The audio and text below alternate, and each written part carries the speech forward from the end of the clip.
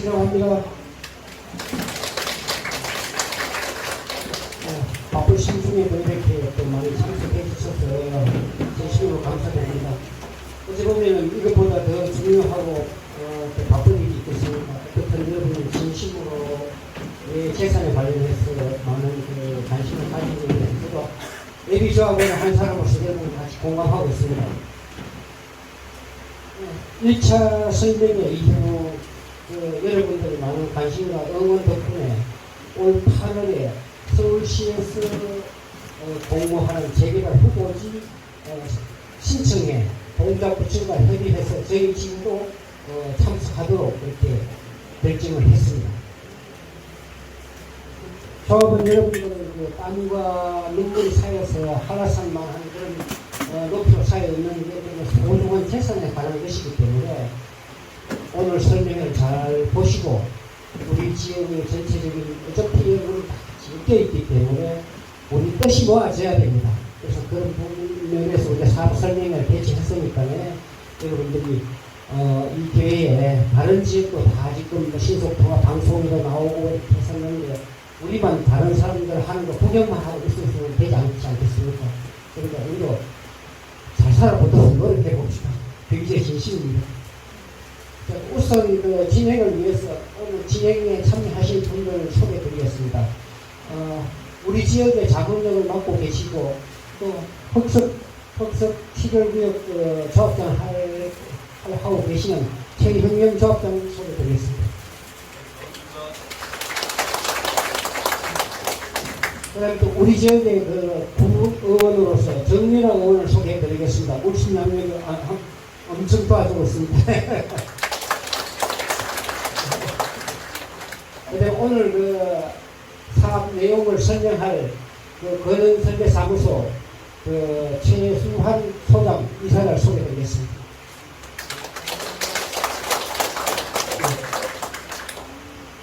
그 다음에 이제 진행 순서를 말씀드리겠는데 먼저 거론에서 신속탐 개발에 대한 사업 설명을 하고 그 다음에 최흥용 조합장님께서 또 선언적인 어떤 그런 선거 사업 주기에 지금 진행을 하고 있기 때문에 우리 지역한테는 상당한 그 시행착오라든지 그런 부분을 줄일 수 있는 중요한 역할을 해주고 계시기 때문에 그 경험담을 듣도록 하겠습니다. 그리고 그 다음에 질의응답 시간을 가지겠습니다. 질의응답 시간에는 여기는 어차피 그 조합원들의 몫이기 때문에 질의를 할 수 있는 분은 조합원입니다. 예비조합원입니다. 토지 소유자만 해당되기 때문에 하나의 질문을 내가 한 분이 여러 개를 해가 하면 복잡해지고 잘못하면 이 사람 토론장으로 되면 안 되기 때문에 그래서 그런 시간을 기회와 시간을 제한을 할 테니까 이해해 주시기 바랍니다. 그러면 바로 우리 그래요. 그리고 우리 지금 정민호 의원의 또 간단한 우리 지역 개발을 위한 인사 말을 듣도록 하겠습니다. 네. 안녕하세요. 반갑습니다. 저는 사당 3동 4동 지역구 구의원이고요. 국민의힘 구의원 정윤아입니다. 제가 작년 7월부터 임기가 시작되어서 지역 활동을 하고 있는데요.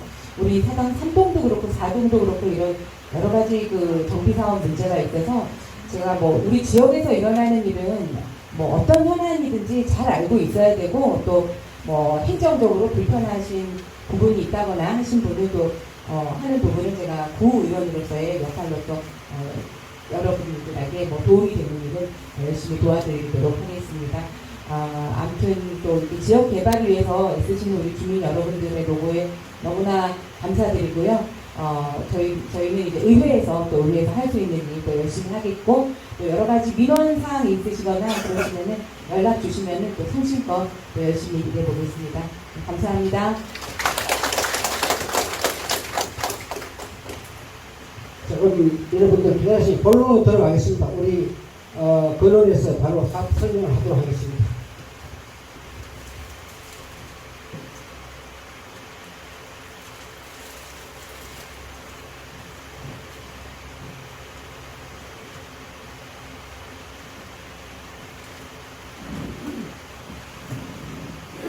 혹시 여기 앞에 불을 조금 꺼주시면 좀 잘 보일 것 같거든요. 예, 앞쪽으로 좀 이쪽 앞쪽 건드를 좀 꺼주시면. 네, 괜찮습니다. 네, 다시 한번 인사드리겠습니다. 저는 건원건축의 최소한 이사입니다. 네, 오늘 이렇게 휴일에 이렇게 여러분들 앞에서 저희가 대략적으로 한번 검토했던 안을 좀 보여드릴 수 있어서 대단히 영광스럽게 생각하고요. 지금 설명을 올리도록 하겠습니다. 다들 저희들의 땅입니다. 다들 아시겠지만 현재 한 전체 구역 면적은 한 55,343제곱미터 정도 될 것 같고요. 이 전체 구역 면적은 지속적으로 이제 바뀌어지게 될 것이고, 그리고 특징은 이쪽으로 1종과 2종이 이제 섞여져 있고, 그리고 이게 지금 좀 높여달라고 했는데 지금 여기 현재 상황상 지금 이 정도가 최소 올릴 수 있는 부분에서 많이 좀 양해 좀 부탁드리겠습니다. 그리고 저희 주변으로 북측으로 지금 현충원 공원이 지금 위치하고 있는 상황입니다. 그 재개발 사업은 저희가 이제 지금 현재 신통기획으로 진행을 하게 될 것인데 크게 이제 1단계부터 해서 5개 단계로 진행된다고 보면 되고요. 처음에는 사전 타당성 검토 단계부터 해서 정비계획, 그리고 건축계획, 허가, 그리고 공사 및 이제 준공 단계로 지나갈 겁니다. 그래서 저희가 신속통합계획을 통해서 하는 단계는 1단계부터 4단계까지 해서 이러한 단계를 되게 상당히 신속하게 추진하게 될 것이고요. 현재 저희는 아직 1단계인 사전 타당성 검토를 이제 진행을 해서 신통계획을 신청하고 이제 수립을 해야 되는 상황인 거죠. 그래서 이거는 잠깐 이제 신통계획에서 장점을 잠깐 또 설명드리면 이러한 정비계획 수립에서 한 5년의 시간을 거의 2년 가까이 지금 단축시킬 수가 있고, 그리고 아까 사업 시행 단계는 1년 6개월에서 9개월까지 단축시킬 수가 있습니다. 그러니까 사업 시행 단계라는 거는 이제 결과적으로는 이제 허가 단계까지를 얘기하는 겁니다. 그래서 이런 부분을 3년 안으로 이렇게 완료를 할 수 있다라고 보시면 되고요. 그래서 이러한 정비계획과 건축설계, 사업시행 인가를 신속하게 진행을 서울시 자치구 그리고 우리 주민 여러분과 같이 안을 만들어서 진행을 한다고 보시면 되겠습니다. 그러면은 이 신통계획을 했을 때랑 지금 가로주택 했을 때 어떤 차이점이 있느냐 잠깐 좀 설명을 드리겠습니다. 결국은 이제 신통계획을 한다는 거는 대단히 이제 재개발 사업을 한다는 거고요. 일단 신통계획을 통해서 재개발 사업을 한다는 거는 일단 층수를 25층 이하까지 지을 수가 있고, 근데 하지만 가로주택 사업은 13층밖에는 지을 수가 없습니다. 그것도 심의에서 완화를 받아서 진행을 해야 되는 거고요. 그리고 용적률은 종상향시 최대 종상향시 3종으로 종상향시 최대 300%까지 용적률 확보가 가능합니다. 하지만 지금 가로주택 사업은 최대 해봤자 220% 정도의 용적률 상승까지는 안 되는 사항이 있고요. 그리고 진입도로 부분도 저희가 지금 12에서 15m 도로까지는 지금 완화해서 좀 더 넓혀서 지을 수 있을 것 같고, 가로주택 사업은 필지 중간중간에 이제 사업을 하다 보니까 도로폭을 늘리는 데 한계가 있다고 보시면 되겠습니다. 그리고 저희가 요새 커뮤니티 시설이라고 해서 단지 내 복리시설인데요. 그래서 단지 내 이제 헬스장이나 사우나, 어떤 골프장 이런 부분들을 대규모 단지로 지을 수가 있기 때문에 향후 아파트의 자산 가치가 엄청 높아질 수가 있는 크다는 장점이 있습니다. 하지만 개별 낙동으로 계획하게 되는 가로주택 사업에서는 이러한 시설을 넣을 수가 없기 때문에 향후 어떤 아파트의 자산의 가치 향상은 제한적이라고 보시면 되고요. 그리고 같이 넓게 짓기 때문에 세대당 주차 대수도 여기는 2.0대라고 되어 있지만 뭐 많게는 세대당 세대, 그리고 통상 기본적으로 최근에 지어지는 아파트를 보면은 세대당 1.5대까지 그렇게 짓고 있는 상황인데, 그 가로주택은 땅이 협소하기 때문에 기껏해야 이제 0.8대에서 1대 정도밖에는 지을 수가 없는 상황입니다. 그리고 나중에 이제 이 아파트에 대해서 이제 시공사들이 붙게 돼서 시공을 하게 되는데, 이런 부분도 저희가 1000세대 이상의 아파트로 지어지기 때문에 뭐 저희가 흔히 알고 있는 아파트 브랜드의 건설사들이 들어서 공사를 짓게 될 것입니다. 하지만 낙동의 가로주택 부분은 그냥 브랜드가 없는 그런 시공사가 들어와서 지을 거기 때문에 자산 가치의 향상은 그만큼 덜 하겠죠. 그래서 저희가 한번 그 도시업체를 통해서 그 정비계획 내용을 한번 좀 미리 한번 검토를 해봤습니다. 그래서 아마 잘 안 보이실 텐데 제가 말로 잘 한번 설명을 드려보겠습니다. 그래서 전체적으로 지금 249필지 이거는 저희가 한번 추산해 본 거고요. 전체 구역은 55,343제곱미터 정도 되고 그리고 1종과 2종으로 나뉘어지는 상황입니다. 그래서 1종 지역은 전체 대지의 한 55%를 지금 들어가 있고 2종은 지금 46%의 7층 이하 구역으로 지금 들어가 있다고 보시면 되겠습니다. 지금 저희가 종 상향을 통해서 지금 이제 정비 사업을 진행을 할 것인데요. 저희가 결국은 여기 보면 1종 일반 주거 지역, 2종 7층 지역을 정확한 2종 일반 주거 지역으로 올려서 층수를 상향할 겁니다. 그랬을 때 1종 일반 주거 지역은 사실상 2단계 종상향을 했다고 보셔도 무방하게 저희가 사업을 추진하는 거고요. 그랬을 때 지금 2단계 종상향을 통해서 하면은 이걸 공짜로 해주는 건 아닙니다. 그것만큼 땅에 대한 기부 체납을 해야 되는데 그러한 기준은 한 15% 정도의 면적을 기부 체납을 통해 되고 그걸 면적으로 대략 보면은 4,585제곱미터 정도의 면적을 기부 체납해서 전체 땅을 2종 일반 주거지역으로 계획을 하게 될 것입니다. 그리고 법에 보면은 각가지 이제 제약사항들이 있습니다. 그래서 뭐 공원 녹지도 2,767제곱미터 정도씩 만들어야 되고요. 그래서 저희들의 지금 용적률 계획을 보면은 1종에서 2종을 통해서 원래 150%에서 플러스 허위 용적률을 통해서 200%까지 상한 용적률을 받고 2종 7층은 제2종으로 종상을 하면서 기준 190에서 200%까지 상한 용적률을 받게 됩니다. 그래서 결국은 각각의 1종과 2종에 대한 땅 면적을 분가해서 서로 넣고 빼고 해갖고 결과적으로 두 개를 총합했을 때 상한 용적률은 222.4%의 용적률로 계획을 할 수 있고 이 222.4%는 또 법정 상한 용적률이라는 게 있습니다. 법정 상한 용적률은 나라에서 정해놓은 최대 용적률까지 확보할 수 있는 게 있는데 그거는 250%까지 가능하도록 그렇게 계획을 일단 저희는 한번 잡아봤습니다.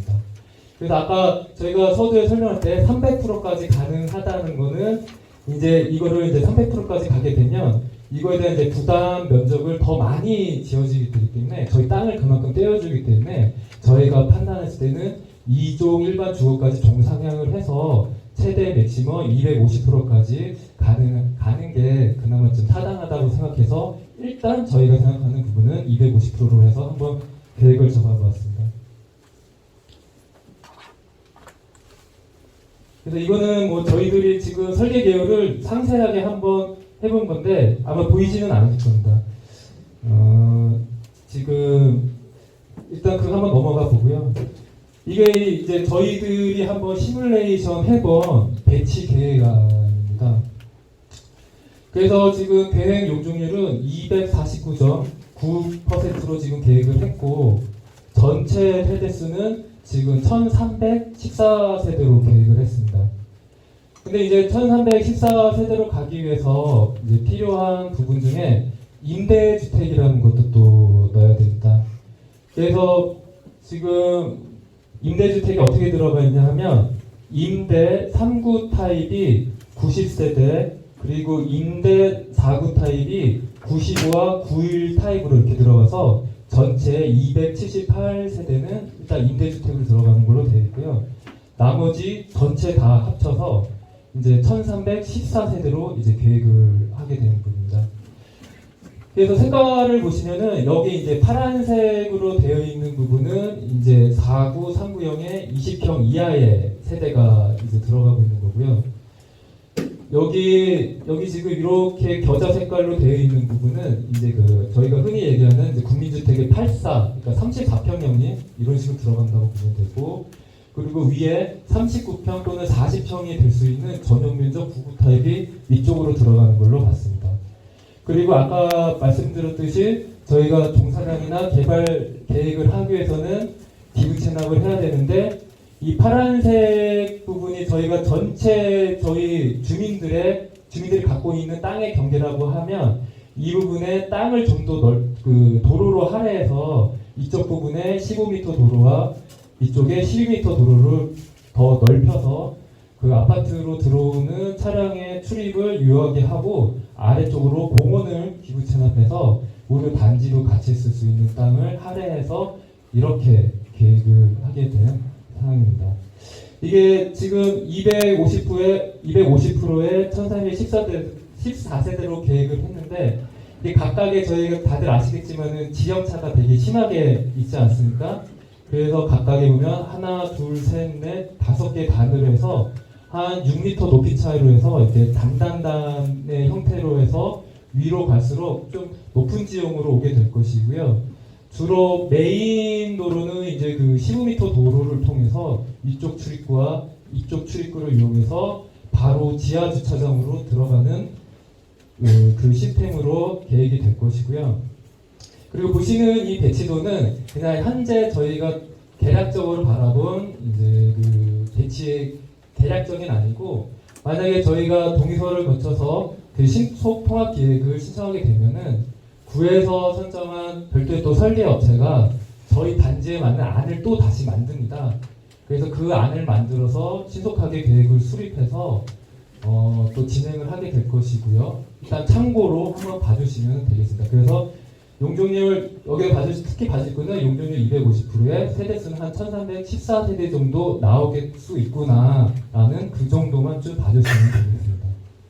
그래서 저희가 이 지형으로 봤을 때는 조금 이해하기 힘드실 것 같아서 저희가 예시 지금 준공증 조감도를 하나 가지고 왔어요. 이게 뭐냐면은 이게 흑석동 다들 잘 아시는 그 흑석동 3구역 그 흑석자이입니다. 지금 올해 2월에 준공이 났습니다. 이 프로젝트는 마찬가지로 저희 건원에서 이제 설계를 담당해서 준공까지 완료한 프로젝트고요. 이거는 물론 조금 큽니다. 이게 전체 대지 면적은 68,514제곱미터에 세대수는 1,772세대, 근데 용적률은 244.91% 정도로 해서 최고층 수는 한 20층 규모로 해서 이렇게 지었고요. 제가 이 조감도를 가지고 온 이유는 마찬가지로 여기도 엄청 단지 내 경사가 엄청 크기 때문에 각각의 이렇게 단단단으로 이렇게 이루어져 있고 각각의 단단단에 보면은 이 지하에 그 커뮤니티 시설이 엄청 넓게 확보되어 있습니다. 그래서 한번 참고해 보시라고 한번 가지고 왔습니다. 이거는 저쪽 그 중대병원 쪽에서 아이뷰에서 그 흑석상구역 재개발 사업장의 모습을 한번 바라본 것입니다. 요새 아파트의 이면이 옛날처럼 이렇게 성냥갑식으로 이렇게 획일적으로 지어지지 않고요. 이렇게 측벽 부분에서도 다양하게 이제 건물 이면 디자인이 들어오고, 이러한 발코니도 그냥 획일적으로 들어가는 게 아니라 이렇게 다양하게 이렇게 디자인돼 갖고 이렇게 들어가서 상당히 디자인을 강조해서 아파트를 짓고 있는 게 최근의 추세입니다. 이렇듯이 대규모로 들어가서 이게 하나의 단지로 웅장하게 보여져야 어떤 향후 주민들을 바라봤을 때 아파트의 가치가 올라가지, 이게 개별동으로 됐을 때는 이 정도 파워를 보여주기는 힘들 겁니다. 그래서 저희가 최근에 이제 단위 세대층 트렌드를 말씀드리려고 저희가 좀 가지고 왔어요. 그래서 뭐 포베 여기 보면은 포베이라고 되어 있는데요.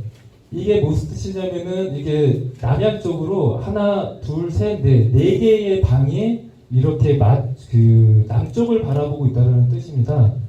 그러면은 좋은 게 뭐냐? 이게 그 태양의 빛을 남쪽으로 해서 깊게 받아들일 수 있기 때문에 주민들께서는 이제 포베이를 선호하고 계시고, 그리고 저희는 아까 보셨던 배치도에서 25평 이상의 단위 세대에서는 배치도에서는 이 포베이를 적용해서 아까 그 배치도를 계획해서 그 계획을 수립했습니다.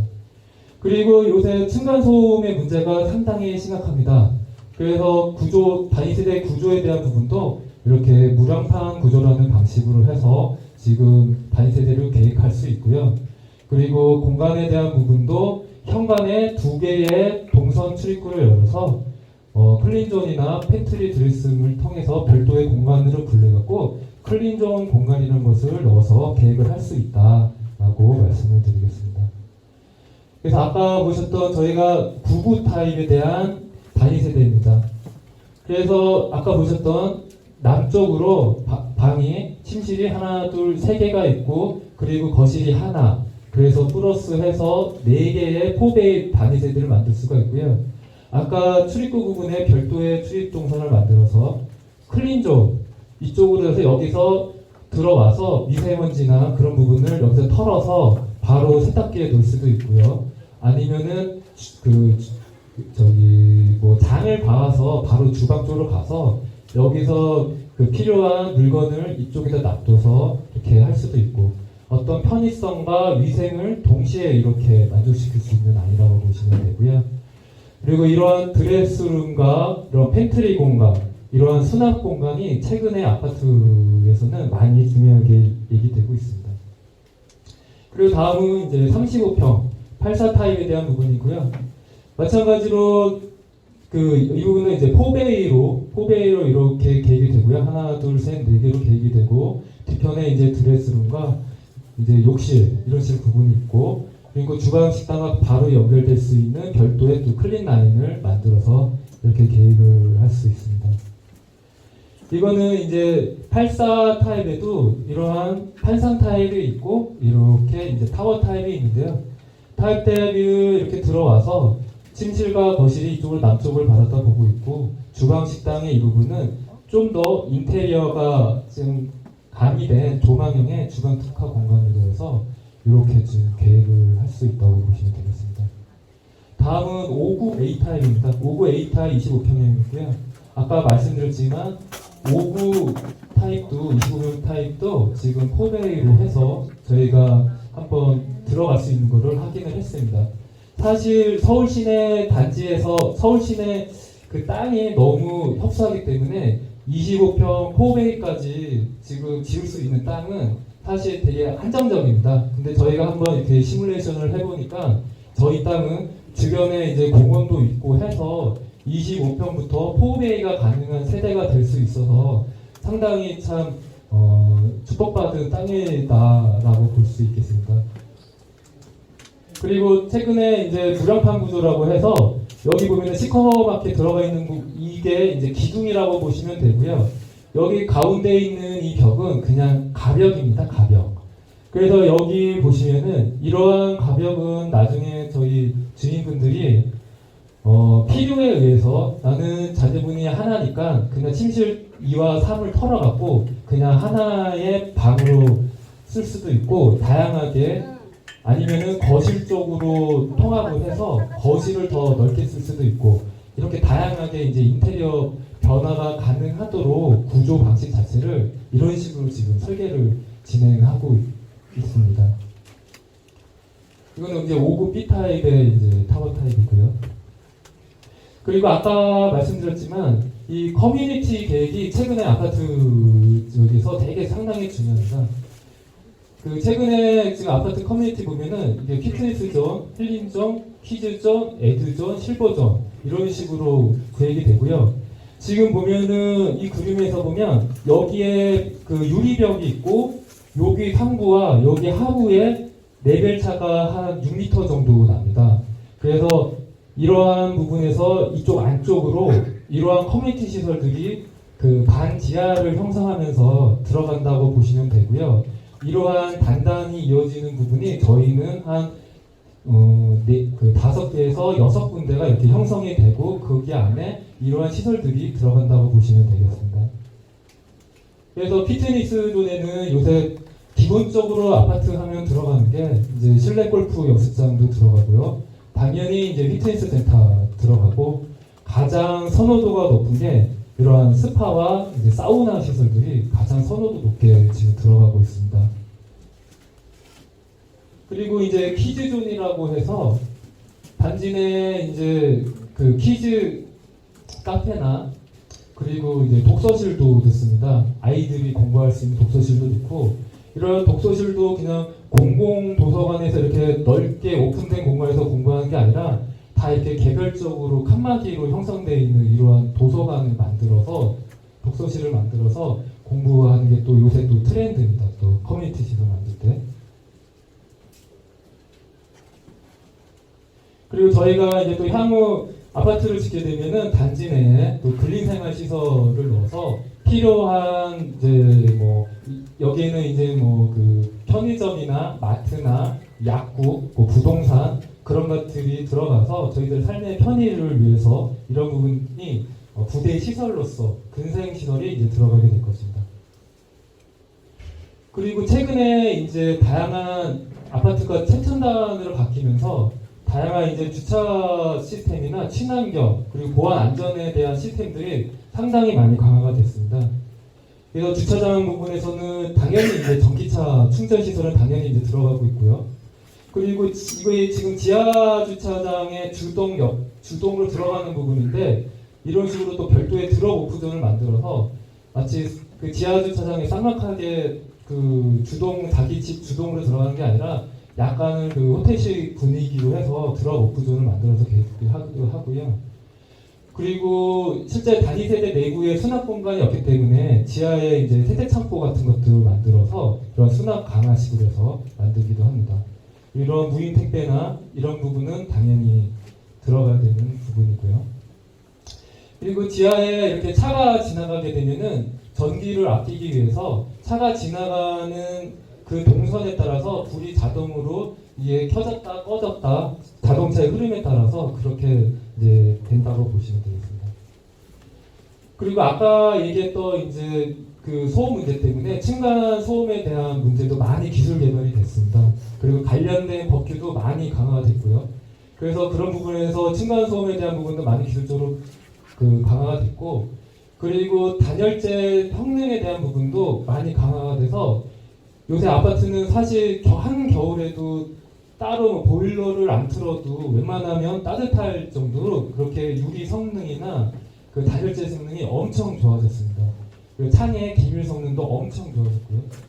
그리고 화장실에 대한 부분도 뭐 이제 층상 벽체 배관이라고 해서 밑에 집으로 해서 이렇게 배관으로 밑에 집으로 내리는 게 아니라 내 집에서 바로 이렇게 해결해서 내릴 수 있기 때문에 어떤 소음이나 향후 여기서 물이 샜을 때 밑에 집에 그 윗집에 그 화장실 물이 내 집으로 떨어지는 그런 약간 불쾌한 경험을 방지할 수 있는 이런 신기술도 들어가 있고요.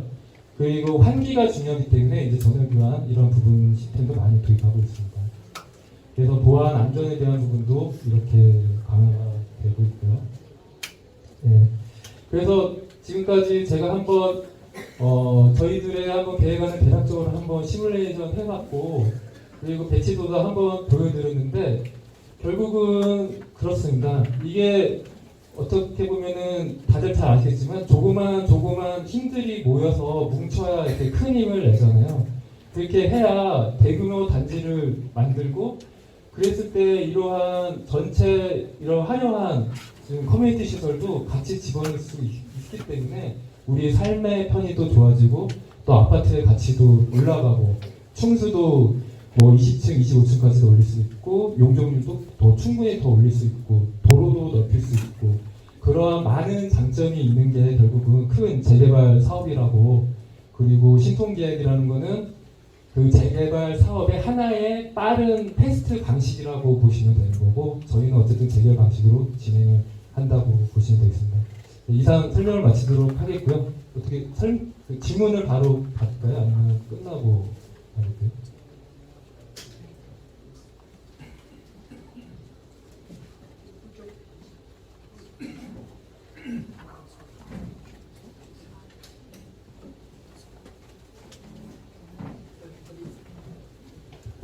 잘 보시 나오셨습니까? 네, 그러면 지금부터 이제 우리 그 Q&A 시간을 바로 들어가도록 하겠습니다. 그래서 원칙적으로 토지 등 소유자분만 질문을 받도록 하겠습니다. 그리고 또 하나의 질문을 해주시고 또 간단하게 진행을 하겠습니다.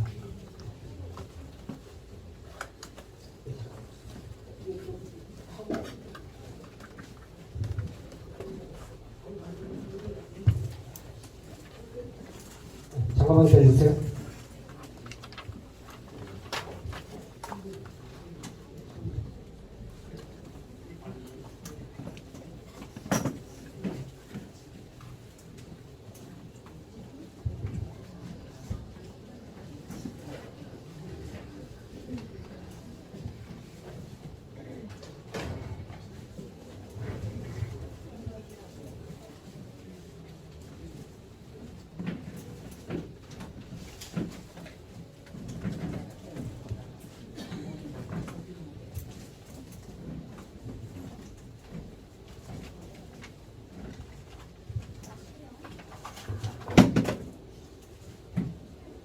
이제 질의응답을 우리 최수환 이사하고 최형용 조합장님하고 같이 한번 해보겠습니다.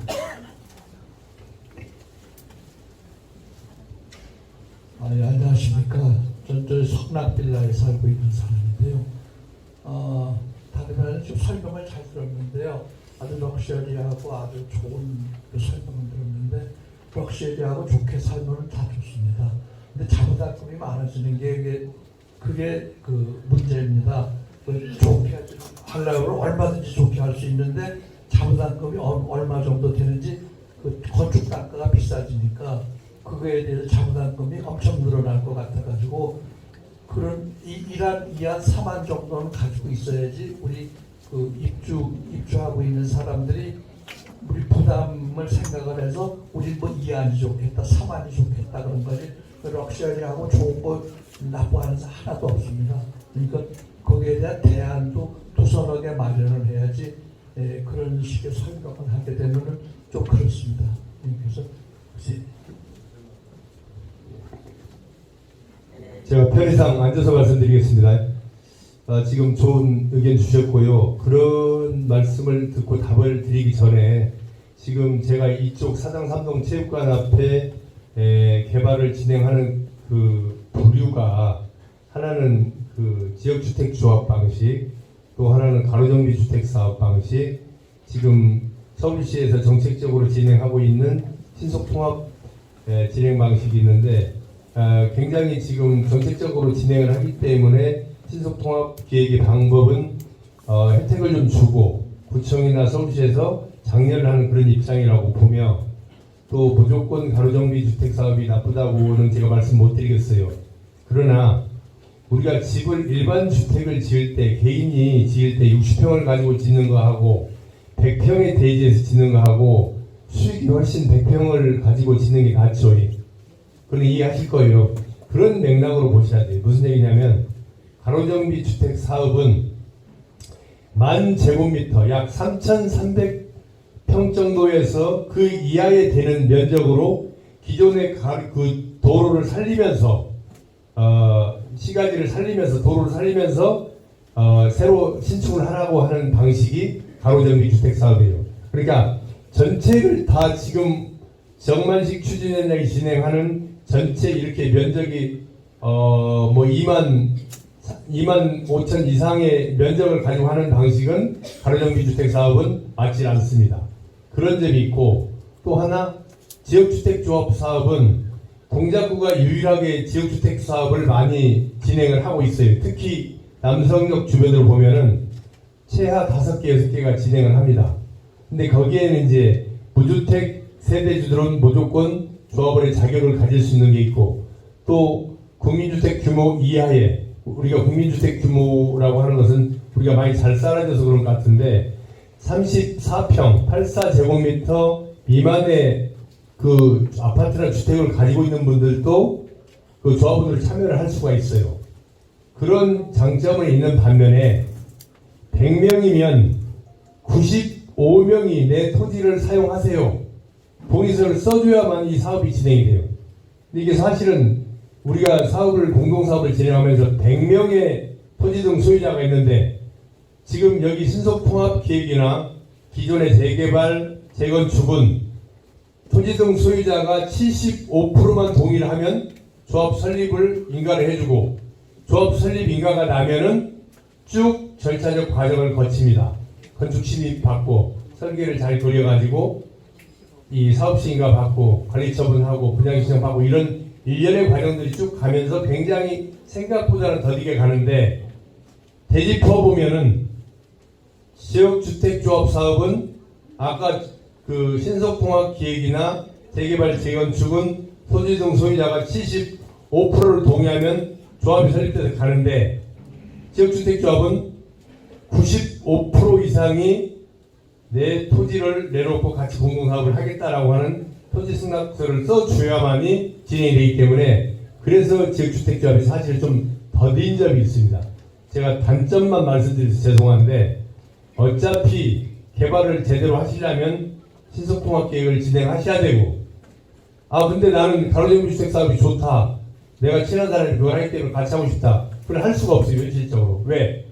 아까 말씀드렸던 3,300평 미만의 그 단위에서만 개발할 수 있기 때문에 그런 점이 있다는 것을 유념해 주시길 바라고 지금 조금 전에 어르신이 그 말씀하셨는데 물론 각자의 재개발이나 신속통합계획은 각자의 가지고 있는 자산 가치나 규모, 입장, 현실, 부채 이런 부분들이 다양하게 다르기 때문에 너무 좋은 거 말고 나는 그래도 80년대 주공아파트 수준도 좋아. 그때는 어떻게 했어요?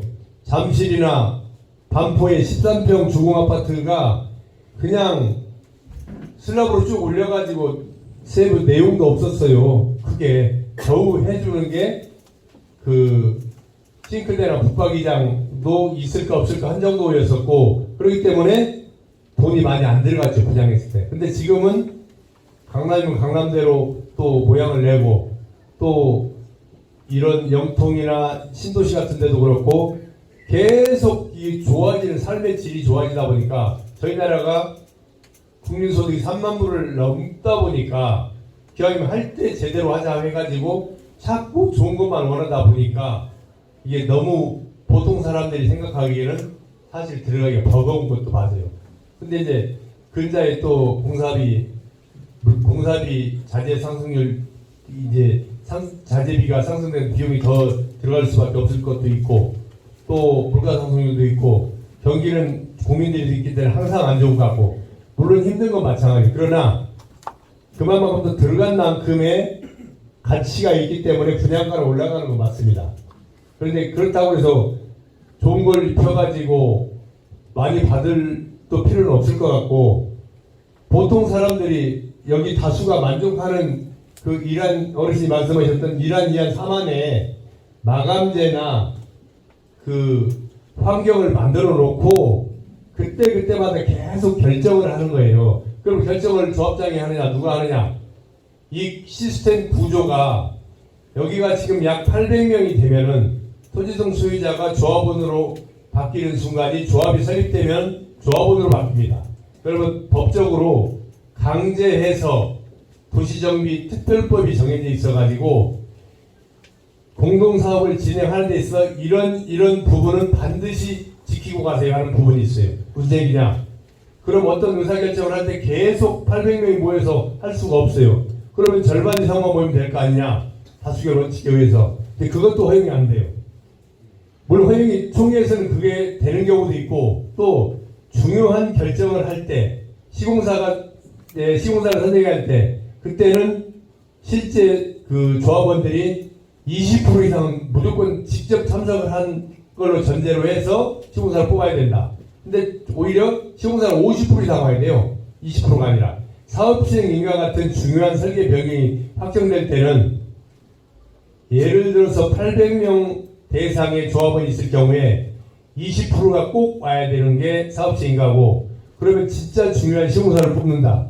이랬을 때는 이게 조합원 800명이 400명 이상이 오는 그 회의를 해야만이 인정이 되고 또 변호사도 또 입혀야 되고 그런 일련의 과정들을 그 강제로 이게 규정을 해놓고 그래서 제가 어떤 말씀 드리려고 하냐면 이사회라고 하는 임원진이 있고 임원진 중에 감사가 당연히 2명 정도가 있고 보통 조합장이 있기 때문에 짝수로 6명이나 8명이나 10명의 이사가 있고 모든 안건을 결정하는 우리가 조합원들이 전체가 결정하는 의사결정을 하는 안을 계획하고 결정하는 게 이사회고 집행부고 그 다음에 전체 조합원들이 다 참여할 수 없기 때문에 무조건 1000명 미만의 조합원이 있는 사업체에는 지금 같은 경우 800명 예상에 대한 80명 이상의 대의원이 참여를 해야 돼요.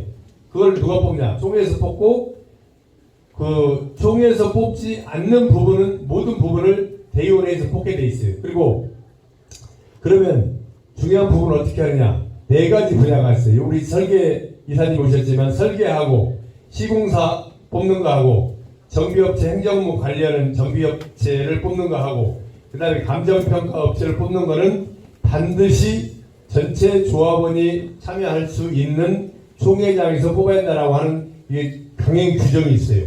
이런 것들을 다 지키고 가고 또 법적으로 그 지식이 있는 분, 또 이 분야에 해박하신 분, 또 관련 공무원분들 나름대로 요소요소에 있기 때문에 요즘은 조합장을 쉽게 해나가기가 굉장히 힘듭니다.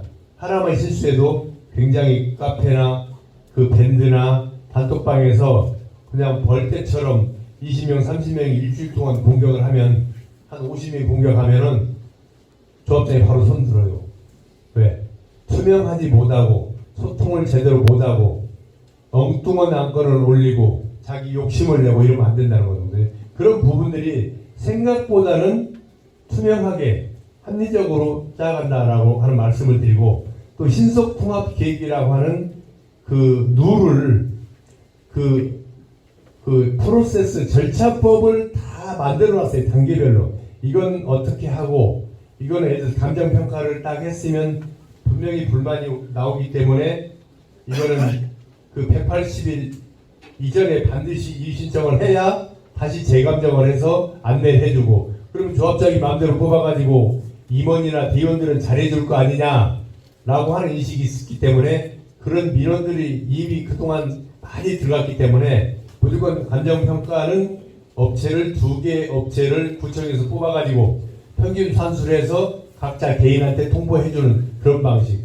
단 수수료 비용은 그 사용자 부담으로 조합에서 사업비에서 나간다 이렇게 말씀을 드리고 또 제가 이제 전체 얼개를 한번 말씀을 드리는 거예요. 지금 궁금하신 것만 톡 집어서 질문을 주시면 그것만 해소하다가 이건 빠졌는데 신탁이 자꾸 참여한다고 하던데 그건 뭔 회사인지 어떤 역할을 하는지 또 궁금하잖아요.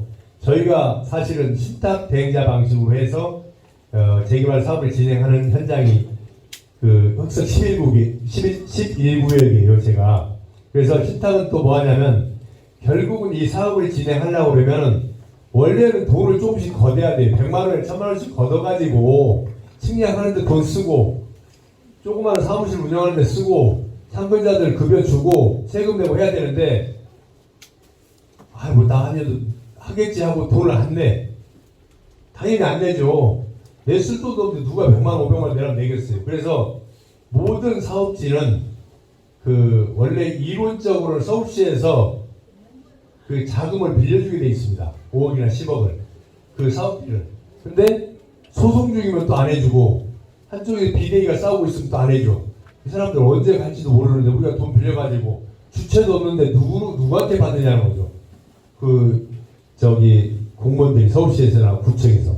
그래서 그런 초기 비용이나 또 계획을 잘 수립해주는 데가 신탁사예요. 신탁사는 그 은행의 역할도 하지만 이 재생사업에서는 계획을 수립하고 돈을 어떻게 쓰여야 되는 돈이 들어오고 나가는 것을 계산을 해서 사업시행인가 끝나고 아니면 조합설이 끝나고 시공사 선정할 때까지 돈 쓰는 비용이 여기 같으면 한 40억이 들어가겠다 하면 그 돈을 바로 다 빌려주는 게 아니고 점차적으로 쓰는 용도에 따라서 매달 조금씩 빌려줘요. 운영비라는 이름으로. 그러니까 한 달에 한 1억 빌려줄 수 있고 2억 빌려줄 수 있으면 그 돈을 가지고 운영을 하는 거예요. 그래서 또 어떻게 하면은 또 측량하는 그 업체를 뽑을 때 실적이 많은 업체, 신용도가 좋은 거, 또 기술자가 얼마만큼 보유되는가, 법적 수수료는 얼마인가, 인건비 얼마인가 해서 이런 업체를 잘 뽑으라고 하는 지침을 또 해주는 게 그 신탁사예요. 그래서 신탁사가 전적으로 사업을 맡아서 하는 게 아니고 우리가 이쪽에서 조합이 설립되거나 추진을 설립됐을 때 우리가 원하는 분야만큼 그 사람들이 용역을 해주는 거예요. 대신 돈 받고. 그러면 결사는 그 사람들 비용을 어떻게 받아갈 것이냐. 받아가는 방법이 여러 가지가 좀 있는데요. 보통 수수료라고 하는 그 이름으로 가져가는데 우리 전체 매출에 뭐 1% 좀 넘게 가져가는 경우 있고 그렇지 않으면은 뭐 2%나 3%를 정하는 부분은 항목을 정해요. 한 4가지 정도.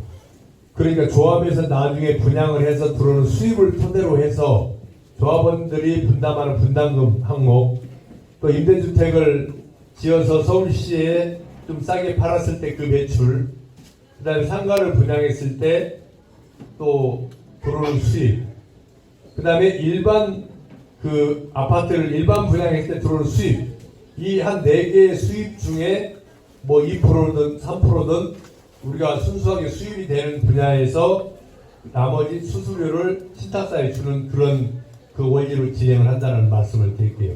이 정도로 지금 제가 큰 얼개를 말씀드리고 지금 서울시에서 그 30% 이상만 주민 동의가 이루어지면은 이쪽도 주민들이 개발을 할 의지가 있다라고 해서 구역을 지정해줘요. 구역을. 작년 2021년과 22년에 그 10월달, 12월달 한 차례씩 했는데 21년도에는 21개를 지정해줬고 작년에는 25개 정도를 지정을 해줬는데 동작구에서 상도 15구역과 사당 4동 지역이 288번지 일대가 2군데가 지정이 됐어요. 그럼 지정이 되면은 이제 진짜 서울시하고 구청에서 비용을 들여가지고 기본 계획을 제대로 짜줍니다. 여기에 최대 높이 몇 층, 또 용적률 몇 프로, 세대수 몇 프로, 뭐 임대주택 비율에서 이렇게 어느 정도 나오고 이런 것들을 기본값을 내주면은 그걸 토대로 정식 동의서를 다시 내야 돼. 사실은 정식. 지금은 여러분들이 내는 것은 개발할 의지가 있다라고 하는 의사표시로 동의서를 내는 거지 이거 조합장까지 쭉 뽑고 가는 건 아니에요. 개발 의지가 있다는 표현을 해줘야 서울시에서 구역을 지정해주고 구역이 지정이 돼야 서울시와 동작구청에서 용역비가 예를 들어서 2억이 나오면 1억씩 반반 부담을 해서 사당 3동 체육관 앞 신속통합기획 기본계획 딱 해가지고 나와요.